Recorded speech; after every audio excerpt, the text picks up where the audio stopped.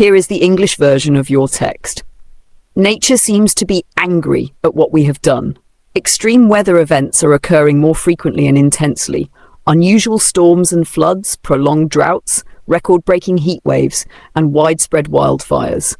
All of these not only cause severe economic damage, but also directly threaten human safety and our future. To reduce the impacts of climate change, we must take action today. Cut greenhouse gas emissions, use renewable energy, plant more trees, and change our consumption habits towards sustainability. Protecting the Earth means protecting our own lives.